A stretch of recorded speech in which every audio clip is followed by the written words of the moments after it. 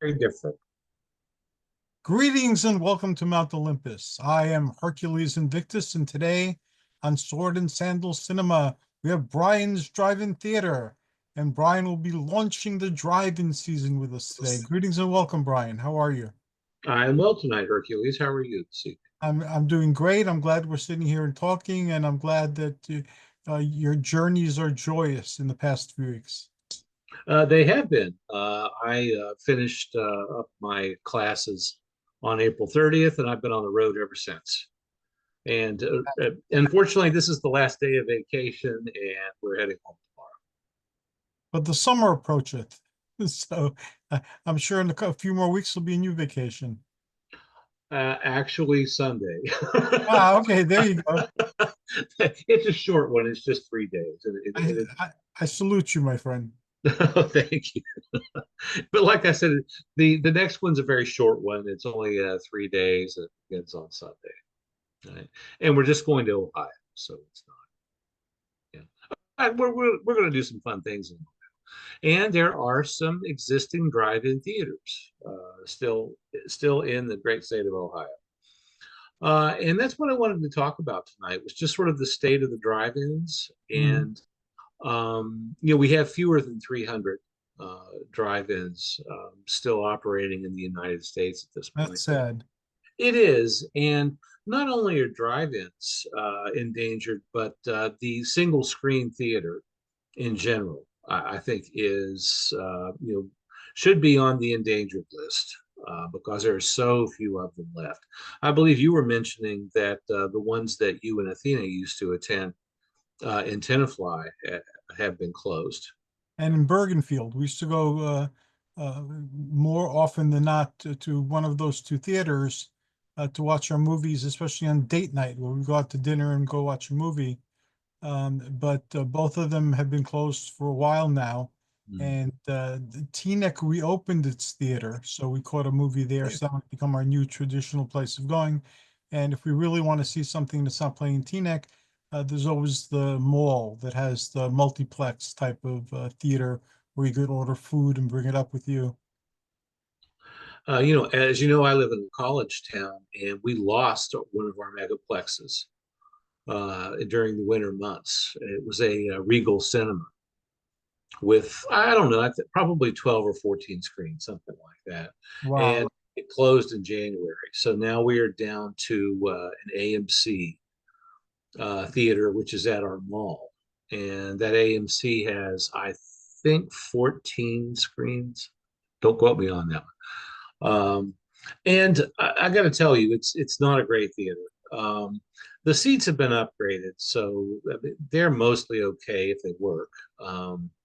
The RAMC has heated seats and it has the power recline feature. Um, but I got to say, it's except for a few movies that I've seen over the last year, our theater's been lightly attended.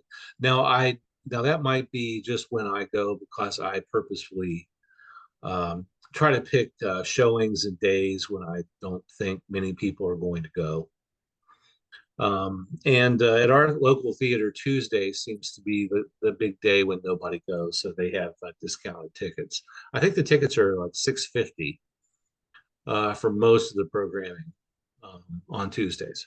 Yeah, we're seniors now, and we try to go to matinees too, where we get the matinee discount and the senior discount. So movies become very affordable and within reach again. Well, and it probably is the cheapest form of entertainment Hmm. for a person. Really, I mean, if you think about it, you can go to a theater more cheaply than you can, grab a snack in the food court at your mall. Right, or watch a new streaming movie a lot of times too. Yes, I would agree with that. We didn't buy it, but we rented Terrifier 3 twice Hmm. uh, over the course of about a week and a half or so, and it was $5 each time, and it was darn, we should have bought it.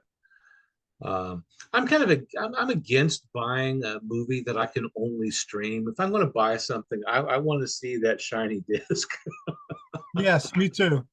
But the streaming, it's like there are some things that are terrible and they transcend themselves and become iconic. And then there's some movies that are just terrible. So Sure. uh, I I agree. watch, I'm very experimental with my movies, and there are a lot of movies that I wouldn't like to own. I don't think I'd like to watch them again. So I guess it saves money too. So it's a positive and a negative. It can. No, I don't mind renting a movie via streaming, especially if it's something that I missed at the theater or something I was ambivalent about. Maybe a movie that was kind of, do I really want to go see this? And question my taste if you want, but the next movie I'm going to go see is Clown in the Cornfield. Very cool. What is that about? Well, it's a good question. It takes place in a dying Midwestern town. It's a dark comedy. It's a comedy horror, which seems to be my genre these days. Um, and it looks interesting. I like clown movies anyway. Big fan of it by Stephen King. I think it's a great movie. A lot of people seem to have a fear of clowns. Yes, that's true. And it's something I wasn't really cognizant of until fairly recently, probably in the last, I don't know, 10 years or so. Typically you think, unless you're watching horror films, typically you think of clowns in a circus and they're trying to make you laugh. However, I think horror films have painted clowns with a more sinister side, and I guess there was a serial killer or two, as well that Yes, that probably sullied the reputation of clowns everywhere. But John Wayne Gacy aside, um, yes. I've always well, I do not have a fear of clowns, but I think they're kind of fascinating and they do work interestingly in horror films. And the Terrifier films aren't the clown. I mean, he looks more sinister than your average clown. Um, just by virtue of his makeup and his teeth and whatnot. But I'm really interested to see Clown in the Cornfield. Um, I looked up um, reviews of it, and they're kind of middling. Typically, though, horror films usually don't get great reviews unless you're looking at something like Sinners, which did get really good reviews. I have not seen Sinners yet. A friend of mine went to see it, and it's still in release. And as a matter of fact, it's at the Brownsville Drive-In, which is the closest drive-in to my house. This weekend, as a matter of fact. Um, a friend of mine went to see Sinners, and it's when I looked it up, I mean, it was getting great reviews, but something didn't add up for me. It was too long for one thing. A 2.5 hour horror film is that's not quite right. That is kind Uh, of long. Yeah, that is. And as I found out from my friend, he told me he thought I would hate it after he saw it because he said that most of the film really isn't a horror film. He said the horror doesn't really ramp up until about, I don't know, 20, 25 minutes before the picture ends. So I've kind of avoided Sinners. And I think Sinners is one of those films that I might just pay $5 to stream on Prime. That sounds a little more my speed. I'll just wait a few more months until it's out of release. I'm wrestling on because superhero movies have been very hit or miss lately. Athena and I both used to enjoy them. Now, what do you call it? We don't enjoy them as much, and we have differences of opinion in terms of how good the movie was. So we might switch over to something else. But I intend on streaming them as soon as they're no Hmm. longer $25 or $20 to stream. Yes, for streaming, a recent $20 seems to be the typical charge, at least through Prime.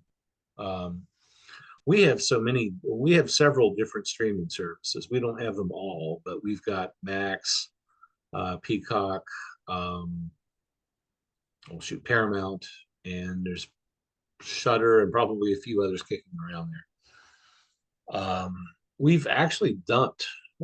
We had Hulu and Disney Plus, and we dumped all that. We just weren't watching it.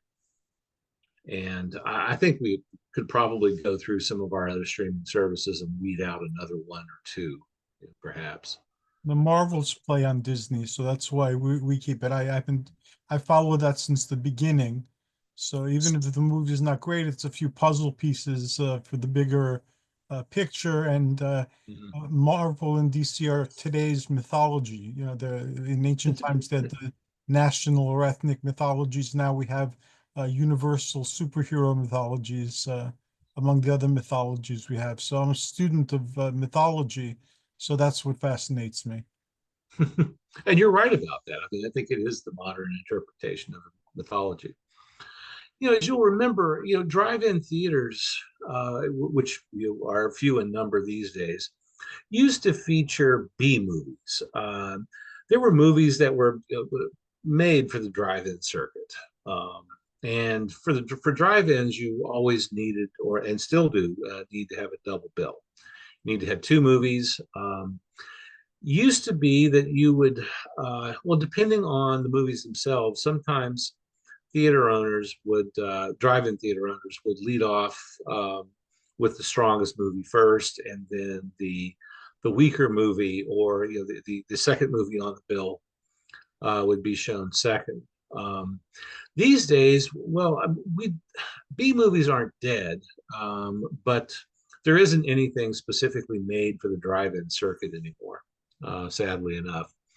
So when you see, a program at your local drive-in, if you're lucky enough to have one, oftentimes there will be two A pictures, one in current release and one that's maybe just a few weeks old. It's still in release, obviously.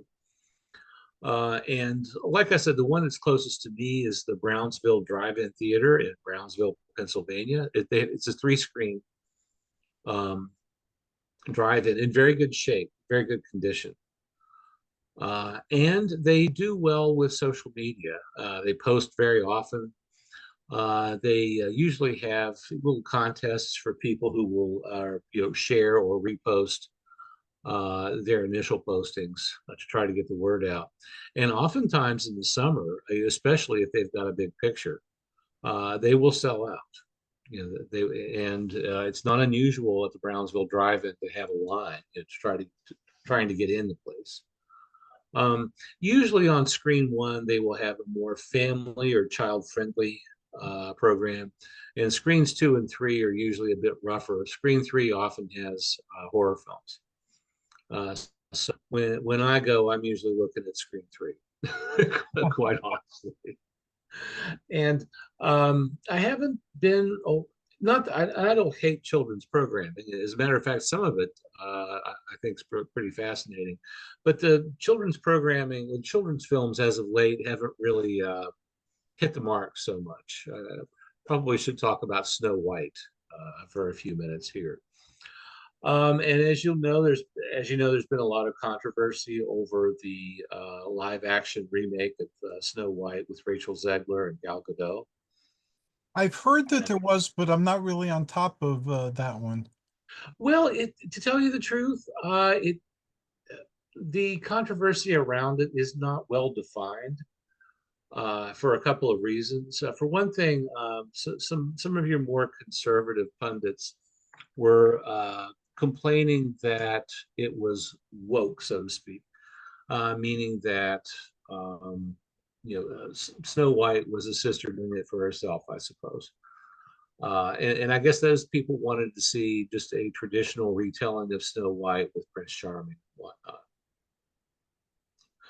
My feeling about it is this. Now, I have not seen Snow White yet. I am intrigued enough to see it, however. I would like to see it for my own eyes. But Disney, the Disney Corporation did not do themselves any favor. They did not handle the situation well at all. As a matter of fact, I think they did more damage to it than anything else. Um, when the alleged controversy about being woke came up, they had a golden opportunity to like step in and say, "Hey, this is what we've done with this property, and we've updated it for the future, and these are the reasons why we did it. They didn't do that at all. As a matter of fact, they were just kind of mealy mouthed about the whole thing, and then they started blaming their two stars, Rachel Really? Zegler and Gal Gadot, for the failure of the film, which took, I don't know, it took a couple of years to make this thing, and they spent this outrageous amount of money, $250 million, which I think is fantastically excessive.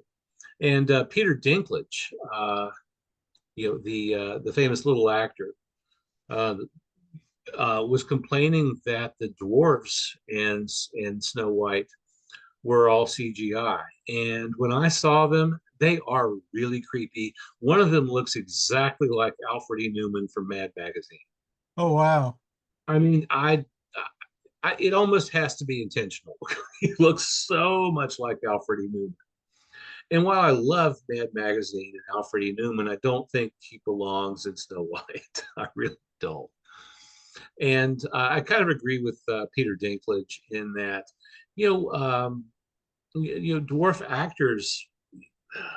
Well, this is one of the few, um, careers where dwarf, people can, use their dwarfism for monetary benefit. And for them to be just cut out of something like this, I think was a major oversight.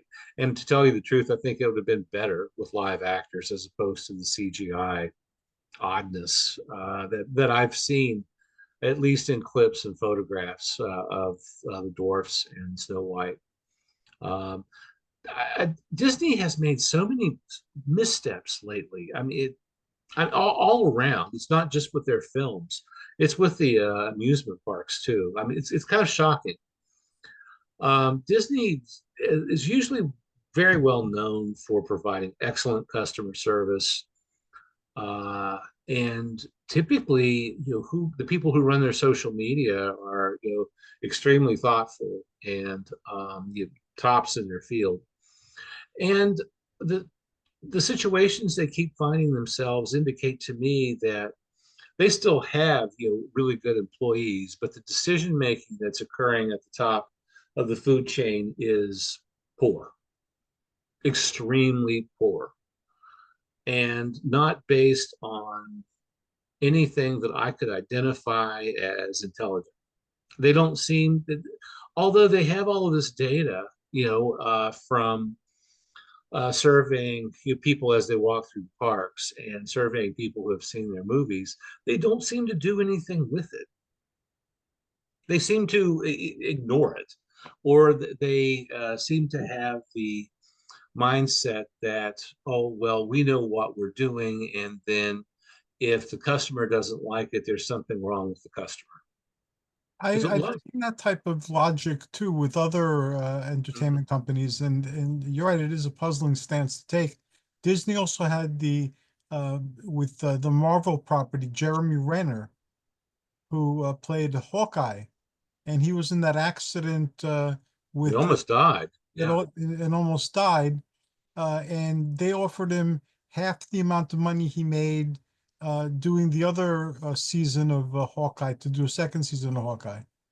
So he's been outspoken about this, and saying they want an 8-month commitment, and he's not asking for any more money, but he should at Mhm. least be paid, what he's worth.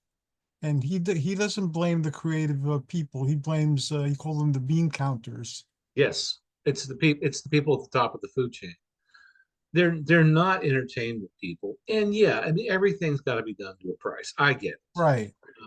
But you cannot have those people. You cannot let uh, accounting types have creative control. They can come in and say, hey, you have this much money to do this picture, and you've got to get it done by Tuesday. I mean, I Right. understand that because you have to have some limitations. You can't spend, $1 billion, on a property, on one single property, that is. But the decisions they are making just seem to be all stockholder driven or something. I don't know. It's perplexing.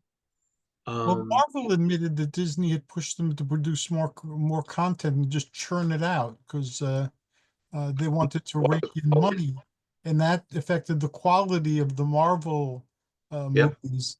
And Marvel had a reputation for hitting the mark much more often than missing the mark, and it was like they could do no wrong. And they made so many missteps or mistakes during the time that Feige was asked to churn them out that now people don't trust the Marvel brand as much. So they have to win back all these people, and people are hypercritical of things that come out. I would agree with that. And you know what? Like I said, that extends to the amusement parks. I just spent a week at Disney World, um, and I enjoy the amusement parks, Magic Kingdom, Hollywood Studios, Animal Kingdom, and Epcot, which is my favorite of the four. But some of the more recent rides have been very hit or miss. I've enjoyed some of them. Some of the others I haven't cared for at all. And just a few years ago, Disney Hollywood Studios built a Star Wars land. And I'm not a huge Star Wars fan, but it is my least favorite part of the park. I don't like the way it looks. I don't like the rides in the Star Wars portion of Hollywood Studios. Uh, there are two main rides, and forgive me, but I do not remember the name of either one of them because I was so bored by both of them. One's more boring than the other, but I just didn't care for them, and they're just not very well done, quite honestly. They're not all that immersive. The queues, getting people to line up the way that they do that isn't even quite right. I don't know I don't know who made these decisions, and I don't know what they were thinking. But I'm not suggesting that films should be made by committee, or they should be reviewed to death by just your common everyday moviegoer. You can read too much into that, but they got to do better than this. This is just not good. They keep making so many missteps. Now, to tell you the truth, I do follow some vloggers who discuss all things Disney and now Universal, because Universal is opening Epic Universe. Actually, it already has opened, although the grand opening is not until the 22nd of this month. And Epic Universe is going to have some amazing, I should say, some amazing lands. They have 5 different lands. The one that I'm most intrigued by is Dark Universe, which features the Universal monsters. Oh, that sounds phenomenal. Oh, and if you check out some of the point of view video that people shouldn't have posted on YouTube, but they have of the main monsters attraction. It looks amazing. It really does. And as a matter of fact, I think we're going to go in late October or early November. We'll give it about 6 months or so to work some of the bugs out, and we're going to give it a shot. Are they trying to do a cinematic universe again? They tried and it didn't quite succeed with their attempts to make a cinematic universe with the Universal monsters. I don't know if they're going to continue with that or not. They redid The Invisible Man, which I thought was a fabulous movie. That's about 5 or 6 years old now. Very well done movie with Elizabeth Moss as she's the protagonist in it, and excellent performance on her part. And we saw The Wolfman. This was probably late fall when we saw it, and it's not a bad movie, but it's also not a good movie. Hmm. It's just, as my students would say, it's kind of mid. It's just sort of, it was all right, kind of mediocre, um, but not a great film. And I think there are two competing Frankenstein's in production right now. So I'm kind of interested to see where that goes. It could either be fantastic or it could be terrible. I don't think there's going to be any middle of the road on that. They're in the at public least domain now, I believe. They have been for a while. well, the Universal versions of the 1931 Dracula and the 1931 Frankenstein will be public domain in about 18 months. Okay, I stand corrected. I thought they were already in the public domain. They have just a little while to go. As of right now, anything made in 1929 or older is public domain. So we still have, and that changes every January 1st. So we still have about, like I said, about 18 months before that happens. And I think that's one of the reasons why Universal wanted to kind of reimagine the monsters. It makes sense. Disney's doing the same thing with Mickey Mouse. Yes, Yes. Steamboat Willie is public domain and has been for about 18 months or so.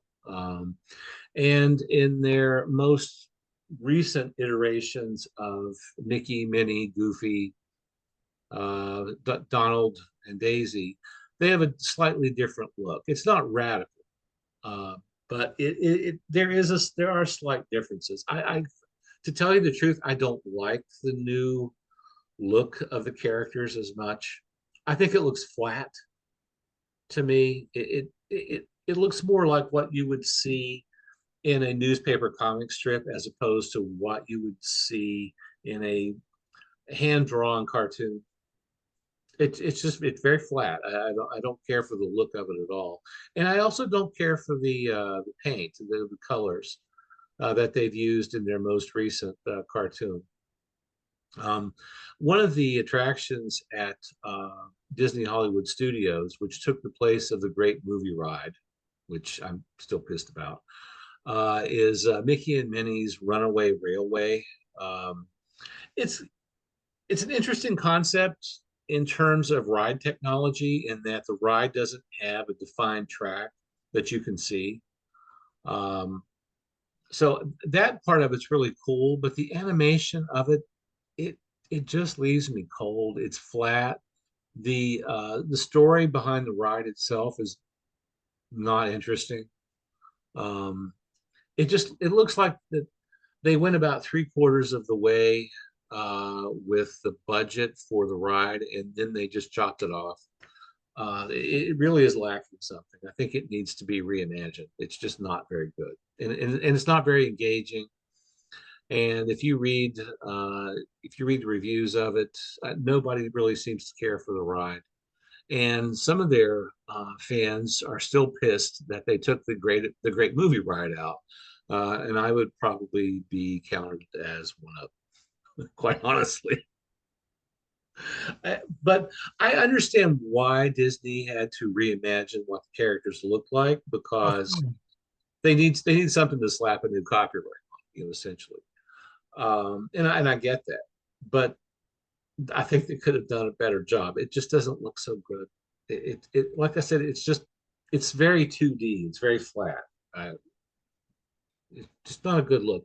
It's odd to see Disney making so many missteps, and it's not just me. I mean, I watch some of the worst movies on earth, so it's not that I'm that hard to entertain. you Yeah, know. the same with me. I'll watch all sorts of things.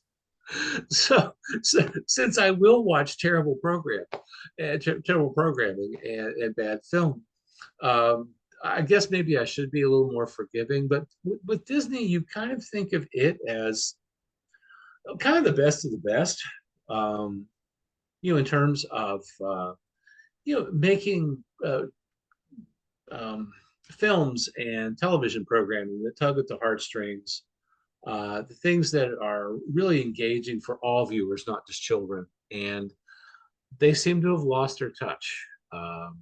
I have not cared for any of the recent Disney films, and I have not seen Snow White, so I'm not bashing that one at all. It at least I thought sounded interesting, um, despite the controversy.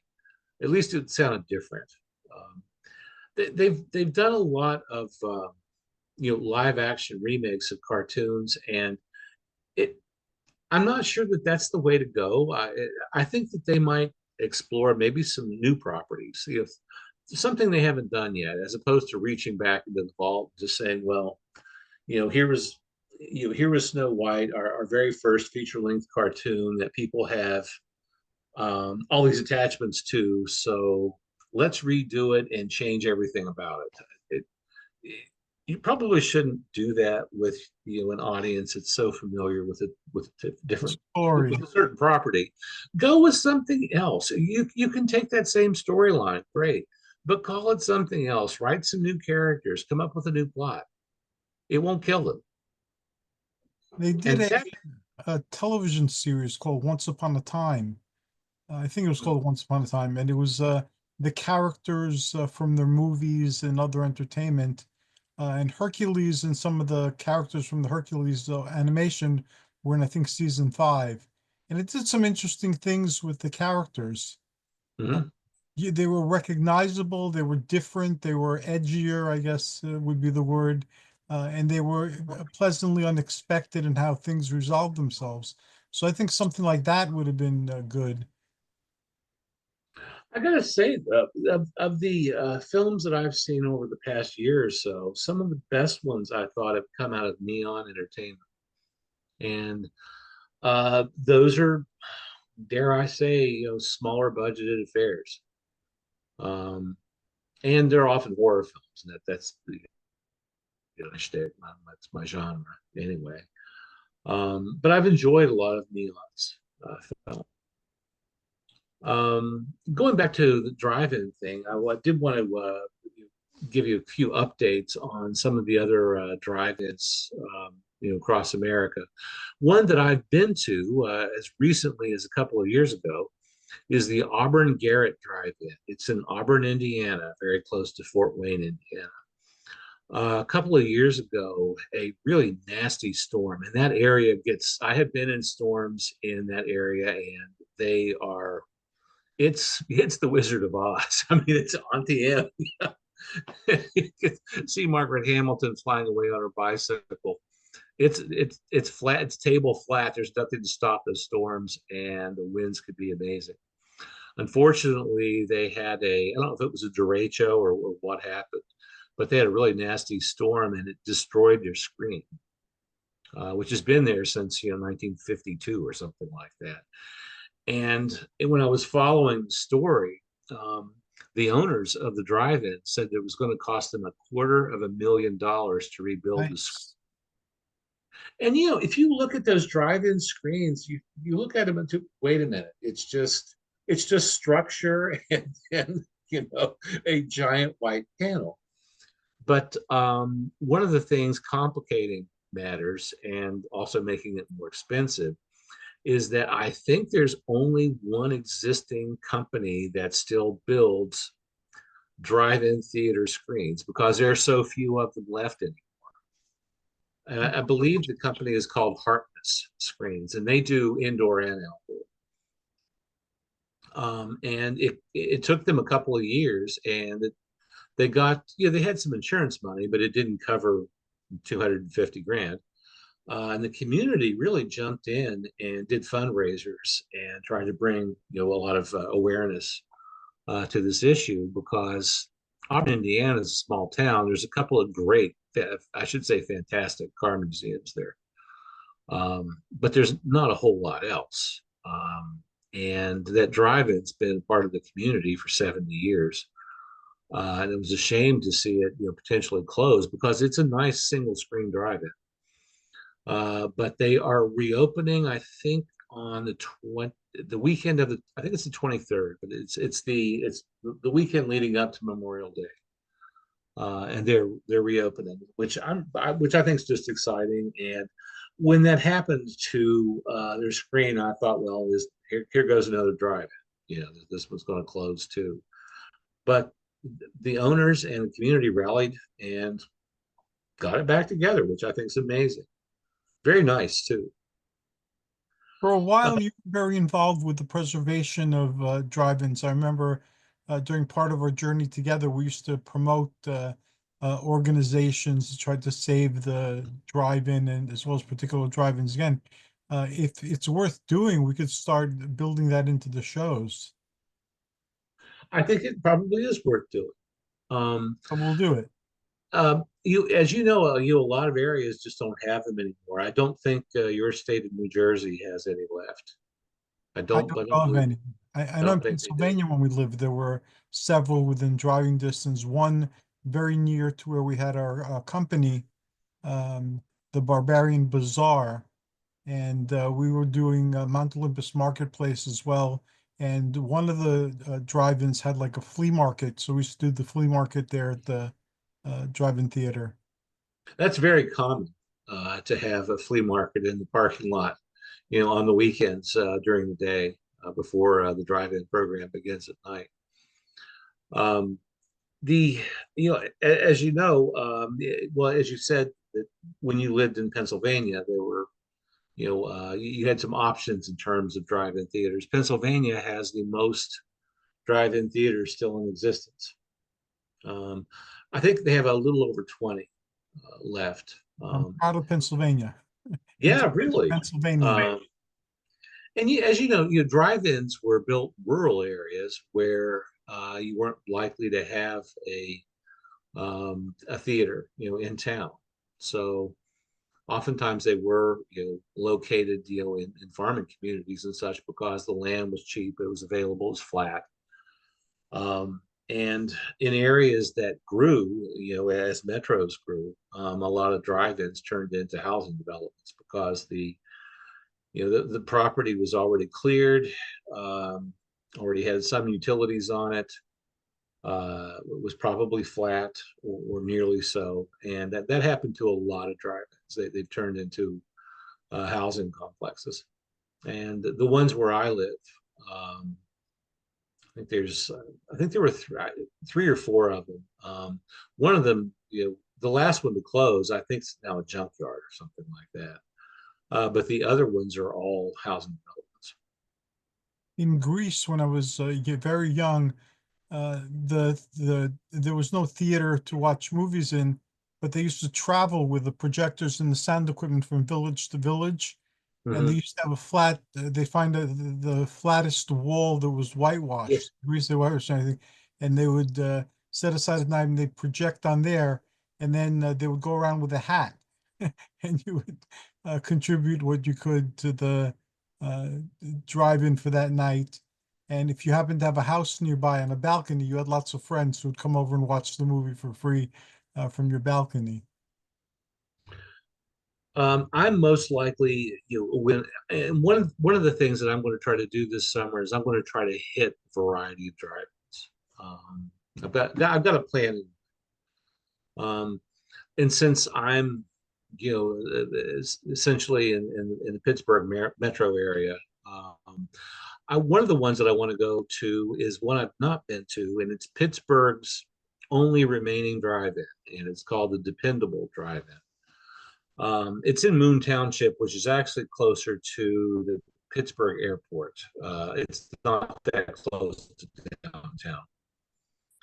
Um, but the Dependable, I think, is interesting in that it's a single screen drive-in theater, and you don't see that many of those. Now, Auburn Garrett is too, the one I was talking about in Auburn, Indiana. Most of the drive-ins, in order to survive, have at least two screens or three. Which were built like 40 years ago when you could still get somebody to build them. But now, the Dependable Drive-In in Pittsburgh, they're never going to have more than one screen because I don't see how they could afford to pay for it. The projection equipment's outrageously expensive. You're probably looking at 150 grand just for the projection equipment. And then, a screen at $250,000. I mean, that's just not economically feasible, sadly. But I am glad to report that the Dependable Drive-In in Pittsburgh is still around, which is nice. And it's been there since 1950. The oldest operating drive-in in the world is also in Pennsylvania, and that is Shankweiler's Drive-In. And that's in Orfield, Pennsylvania. And not only is it the world's oldest operating drive-in, it's actually the second drive-in ever built, That's amazing. dating back to 1934. So it's a really old one. Now, your state had the very first one. which was built in 1933, and I can't remember the name of it. But yeah, Pennsylvania still has a lot of rural areas. Not that Pittsburgh's rural. Orfield, Pennsylvania is rural. and, and since a friend of mine who has since passed away used to describe Pennsylvania as this. He said it was Pittsburgh and Philadelphia separated by Arkansas. And that's kind of true. There's not that middle part of the state, and especially the southern Pennsylvania. And I live very close to southwestern Pennsylvania, which is kind of rural. Um, there's something to be said about that description. Um, but Shankweiler's is another single screen drive-in. And probably the drive-in that I think is probably run by the savviest people in all of the drive-ins in the U.S. is the Mahoning Drive-In in Laheyton, Pennsylvania. Um, the Mahoning does their own programming, so you're not if you go to the Mahoning, you're not going to see uh, typically you're not going to see something in brand new and current release. You're actually going to see a program that they have carefully put together. And at the Mahoning, they also will bring in a star from a picture or maybe even a director. Last fall, they had John Waters at the Mahoning, and they screened some of his films, which I think was amazing. Um, and they don't do that every weekend, sadly, but they will often bring in a star or two from a revered horror franchise or a horror film, and they will do meet and greets, signings, things like that during the day, and then at night they will actually run the program. Yeah, I remember when I lived in New York and I had my television show, Troma used to do that in various theaters, and I was among the eccentric people who were trauma friendly or trauma adjacent that they'd invite over. So I got to go to a lot of these film festival type of events. Well, if I'm not mistaken, I think that Lloyd Kaufman has been to the Mahoney. I'm almost positive. I think I he's wouldn't doubt he travels from. around. Oh yeah, and that's not far from New York either. It's I mean a few hours, but it's not very far. Yeah, Lloyd is brilliant, and he also has a warped sense of humor. Yeah, Uh, very. I remember when I attended a few of these events, uh, he would give a talk to the audience. He would always introduce me first, as if I was some major celebrity, and then that got like Hollywood Reporter and whatever other magazine they're talking to me. You say, "Oh, we have Thor the Barbarian in the audience." And thank me for being there. I have a lot of good memories about trauma. Well, I've seen so many of their films. Yeah, quite honestly, probably not the whole catalog, but probably not that far from it either. And I love tongue in cheek. I like it. Everything doesn't have to be high camp. I do like some low camp stuff. Yeah, And if as long as low camp is done well, I love it. I think it's fantastic. Anything you with a wink and a nudge to the audience, I think it's a lot of fun. I found that they had a Greco-Roman themed movie too. Recently, I was looking up to see what they're doing. It was called Electro Love 2000. And unfortunately, it's not available for sale. But it's on Tubi and you could stream it off the Troma Oh, site as well. well, it's on Tubi. Okay. It's on Tubi. Um, like I said, the one the, of the drive-ins that I've talked about so far, the one I'm most likely to go to is Brownsville because it is close by. And I guess I'm getting old, but the program starts so late. Especially as you get closer to mid to late June. That what you're watching two films and they don't start until 9:15 at night. Ooh, that's going to be a little rough on me because I'm more of a morning person than a night person. But we're still going to do it. We're going to give it a shot. Now we're going to be going to the Great Lakes in July, and I might be able to hit a couple of drive-ins there. Now we will see. The problem with that is that Michigan is so far west in the Eastern time zone that it will be 10 o'clock at night and you can there's still some daylight, you know. Um, so I don't I really I might have a lot of trouble staying awake through that.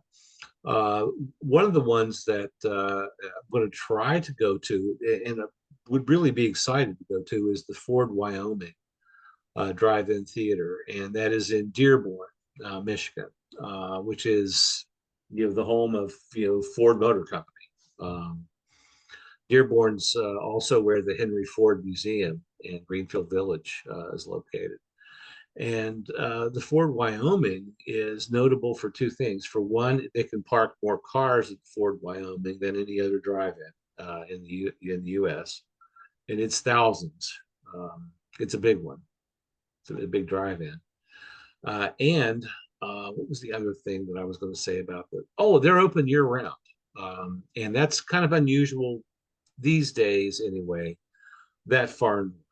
Now, when I was a kid, we lived farther north than that, and our drive-in was open year round.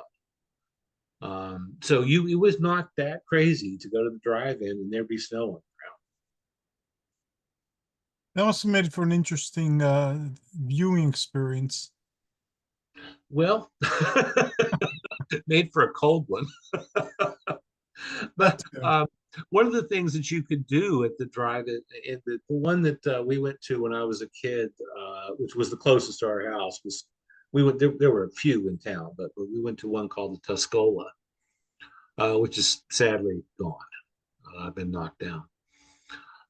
But you could rent little heaters that plugged into your cigarette lighter, which I'm sure was safe. Those things got fantastically hot too, maybe too hot. So they would heat your car, but they would probably also melt your rubber floor mats too. So there's Sad. that. But yeah, that was not uncommon to. I think the heater rental was maybe like, oh gosh, probably $1 or something like that, and you had to give them more money so you wouldn't take off with the heater. I can't remember what the deposit was for it, but I don't know that the Ford Wyoming does that. But that's what the Tuscola did when I was a kid, but that was probably 50 years ago too. Um, uh, like I said, though, that's unusual for Ford Wyoming to still be not a seasonal drive-in, but a year-round drive-in, especially that far north into the Rust Belt. Another one that we might hit is the Capri, and that's in Coldwater, Michigan, and that's in very southern Michigan, just above the Indiana-Ohio line. So it all kind of comes together right there. The Capri is I've not been to it, but at least in photos, it looks like a nice drive-in and one that we've talked about hitting in the past, and we might get to actually do it this summer. And finally, in Honor, Michigan, which is close to Traverse City, very far north into the Lower Peninsula, the Cherry Bowl Drive-In. The Cherry Bowl has miniature golf in front of the drive-in, and so you have that during the day, and they have some other things going on during the day, but at night you go in, and then you have the drive-in theater. Now they do focus on family-friendly films, so you're probably not going to see much of anything beyond, like, let's say something PG rated to Cherry Bowl, but that's fine, and I do like that they have, an emphasis on families and on children because, when I went to the drive-in as a child, they, well, I mean, there were some of them that weren't so family friendly, especially the ones that had started showing porn, which happened to a lot of drive-ins before they went out of business. But they would have little like the Tuscola would have like a swing set and a little merry-go-round, little mechanical, merry-go-round, one that wasn't motorized. It was just one that you spun on your own. and maybe a slide. They had a few things that the kids could play with. So, a lot of us would wear our pajamas to the drive-in, um, because it was getting close to bedtime. Probably 8:30, 8:45 before you got there. And most kids, I think, probably went to sleep, midway through one of the movies, if not the first one, certainly the second one. I would usually stay awake if the movie was interesting. I could usually finish both programs. Uh, if the movie wasn't so hot, yeah, I'd probably fall asleep in the back seat. But it was kind of fun to go out back then anyway and wear your pajamas because you remember back then, if you left the house, you were supposed to be dressed in a certain fashion, depending Right. on who you were. And people like my mother, for example, she still won't go out of the house unless she has her makeup on. If she's getting in the car to go somewhere, she's done. She's makeup, hair, clothes, done. People aren't like that much anymore. People No. wear pajamas to get on, flights, on airlines. But back then, it was kind of unusual to be able to leave the house in your pajamas. It just wasn't something that you did very often, unless you were going to something like a drive-in, and that made it even more fun. At least it was for me as a child. Well, some things that are pajamas now weren't pajamas in the past. Like I wear pajamas sometimes outside the house, but they're not pajamas to me. They're exercise pants. Because for a good decade or so, when you went to the gym and did bodybuilding, you'd wear that type of pant, like a drawstring uh, That's true. pants. Mhm. There wasn't a solid thing. Sometimes it was a plaid. Sometimes it was like Mhm. otherwise distinguished. So in my mind, and that's where it counts, I guess. I'm wearing gym pants, although people often say, "Oh, you're wearing your pajamas." So I've learned to tell them, yes, I find them very comfortable. So I'm in my 60s now. I'm not going to worry about what people think. Well, I mean, dress codes have changed so much. Even since COVID, it has. I mean, and I'm a perfect example of it. Before COVID, when I went into the classroom to teach, I was dressed at least business casual, at least, you know. And now, I would say at least a quarter of the time, especially on Fridays, I wear jeans. Um, I might have on a dress shirt, but on Fridays I'm probably wearing a t-shirt or a sweatshirt or something like that. Uh, I think dress code's really fallen by the wayside in most disciplines, and even in the college classroom, I do not dress up the way I used to. So I Tattoos think now. that's Tattoos now are very acceptable. I remember when I was working the human services field and in education in New York and in Pennsylvania to some degree, I had to cover my tattoos. uh, And I had a really great background in history, so they tolerated my eccentricities more so than they would somebody else's maybe. But now everyone has their tattoos displayed, their body piercings, and it doesn't seem to be a big thing anymore. not at all. No. And one of the things, well, I teach business classes, and years ago, one of the things that, um, I mean, I didn't tell my students this, but the um, the career services arm of the university that I used to work for would tell people to cover them up. So if you had like a sleeve or something like that, you were supposed to wear, a shirt that you know uh, Yes, I remember. came all the way down, and you should do that anyway if you're dressing, business professional or business casual, even for that. But now we don't say that at all.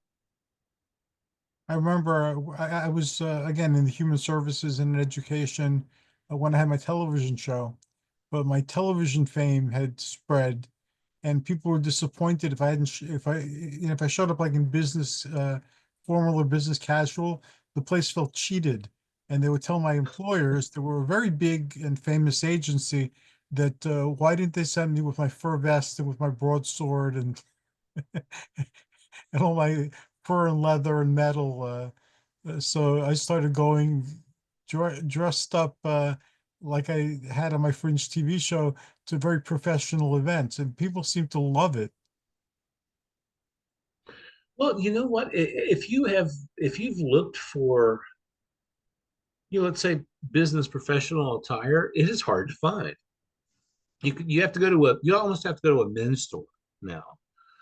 Something where you'd have to be fitted. At least where I live, we don't have much in the way of department stores anymore, which is typically where most people used to go, to get something like that. It's just gone. But things that just shows you how much things have changed, over the last 50 years. We used to have drive-ins and we used to have theaters, and now people watch movies at home. Today's movie of the day, by the way, is good drive-in fodder, and that's Let's Scare Jessica to Death. I remember that. I remember the title more than the movie. But It's a fun movie. Today is Zora Lampert's birthday. She's an, a character actress who I think could have maybe been an A picture, an A star. And she was in a few A movies. She's in Splendor in the Grass with Warren Beatty and Natalie Wood. Her birthday that she had today. She turned 94. She was born in 1931. And this was really her starring film. And it's a good movie, I think. And it has an interesting cast. Zora Lampert and Gretchen Corbett are like the two big names in the film. And both actresses who are still with us, both of them with considerable street cred. Both of them had considerable experience in legitimate theater.